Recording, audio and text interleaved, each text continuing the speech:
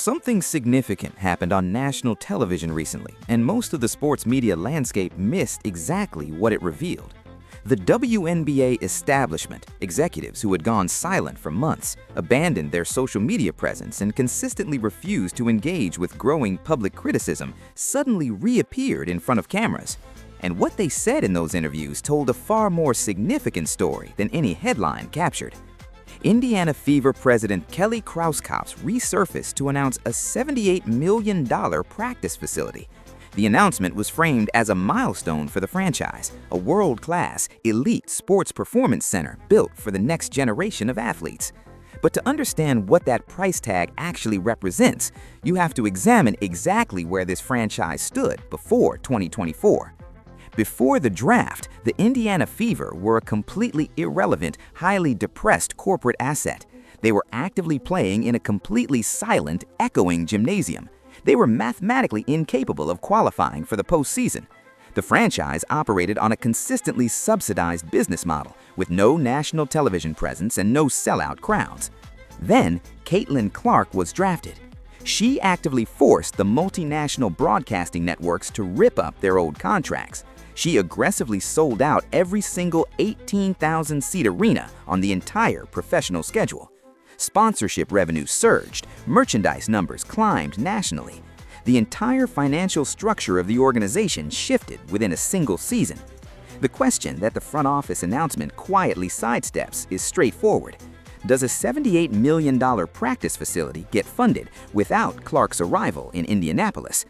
The executives are now publicly presenting this facility as evidence of their own long-term strategic planning, but the free market recorded the actual sequence of events. The capital followed the audience, and the audience followed Caitlin Clark. That $78 million facility is the physical, undeniable manifestation of what one player injected into an organization that had no financial momentum before her. That disconnect between credit and cause extends directly into the coaching structure. Head coach Stephanie White has come under scrutiny for accepting broadcast work, calling collegiate basketball games for separate networks during what is arguably the most consequential offseason in franchise history. The concern is not about supplemental income. The concern is about priority during a period when every roster construction decision will define the next 5 years of the organization. The resume adds another dimension to that scrutiny. During her tenure at Vanderbilt University, she produced a record that included exactly 7 total wins in a single season. That number belongs in any honest evaluation of her qualifications. The WNBA veteran establishment recycled a coach with a documented collegiate failure record and handed her responsibility for the most economically valuable offensive player in the sport. That is a fiduciary question, not a personal one. A 52-game schedule demands completely different things from a coaching staff than the old 32-game format ever required. Deeper rotational management, advanced physical conditioning programs, and full tactical investment year-round. None of that gets executed on a divided schedule. Which brings us to the CBA. WNBA Commissioner Cathy Engelbert conducted a national media tour to celebrate the new collective bargaining agreement. The Players Association announced higher salaries, revenue sharing, charter flights, and upgraded medical support. The mainstream coverage treated it as an unambiguous player victory. But the fine print of what was actually exchanged tells a different story. Tend to get done at the 11th hour, and I think this one was a function of how important and meaningful it was, not just for the WNBA and women's basketball, but maybe all women's sports. So there was so much passion, and the players were amazing through it, and it was just a testament on how invested everyone is. We needed to get it right. What the players gained in salary, they traded in schedule control and calendar ownership.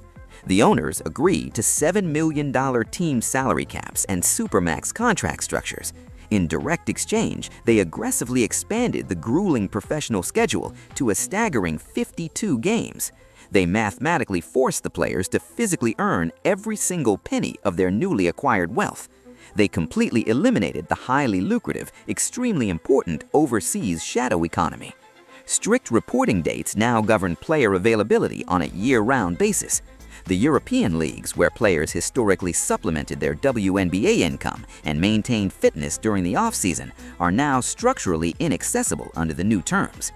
The billionaire ownership syndicate did not concede leverage in this agreement. They restructured the equation entirely. Higher salaries represent a real cost. A longer schedule generates significantly more broadcast inventory, more sponsorship activations, and more gate revenue across an expanded calendar. The math resolves in the owner's favor over the life of the deal. That longer schedule carries a specific physical consequence that every general manager now must price into their roster decisions. A 52-game season cannot be navigated by every roster profile equally. An aging, isolation-heavy guard carrying a $1.4 million supermax consumes 20% of an entire team's salary cap allocation. If that player physically breaks down in November, the cap damage is already locked in for the season. The franchises that survive and win in this new era will be built around durable, high-motor athletes capable of sustaining performance across a long and physically demanding season. Caitlin Clark fits that exact profile structurally. She possesses an absolutely elite, completely unyielding cardiovascular motor. She routinely longs 40-minute games without a measurable drop in decision-making speed or shooting efficiency. When opposing defenses are physically exhausted in the fourth quarter, she accelerates. The transition offense she operates, precision three-pointers in space against tired, retreating legs, is structurally engineered to exploit the exact conditions a 52-game grind produces.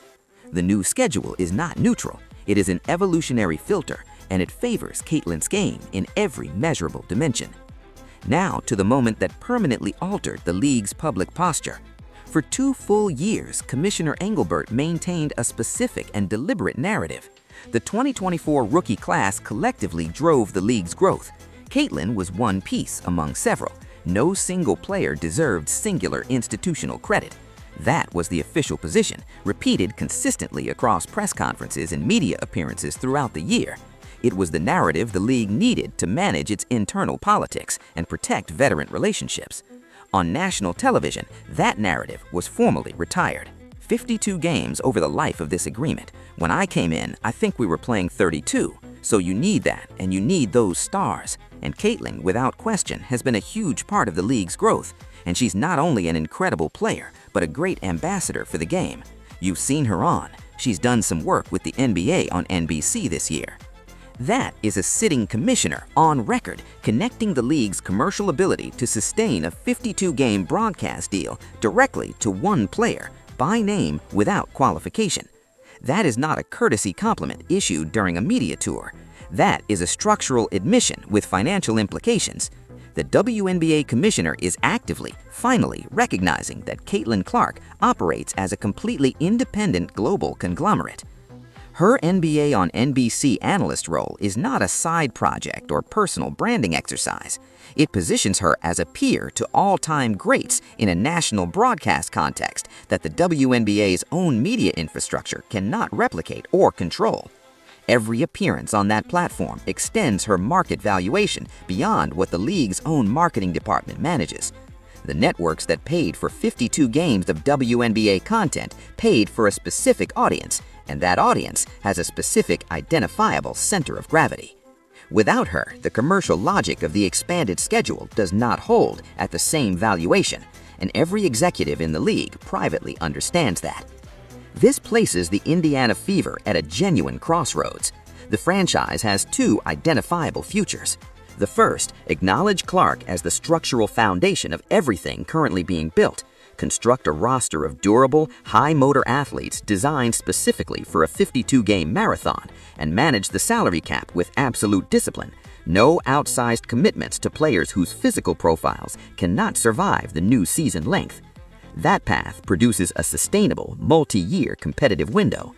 The second path, allow front office credit claiming to continue without strategic accountability, permit locker room politics to override roster construction logic, and misallocate salary space on legacy commitments to players already entering physical decline. That path closes the competitive window before it fully opens. The market records outcomes, not intentions. Caitlin Clark has completely conquered the amateur ranks, shattered the professional metrics, and forced the billionaires to submit. The commissioner is on record. The $78 million facility is under construction. The 52-game schedule is signed and locked. Every component of the WNBA's new financial architecture, the broadcast rights, the expanded salary caps, the practice facilities, now rests on a single structural foundation. The Indiana Fever front office did not build that foundation. The question they must now answer is whether they are capable of protecting it. Drop thoughts in the comments, like, share, subscribe to Fast Break Daily,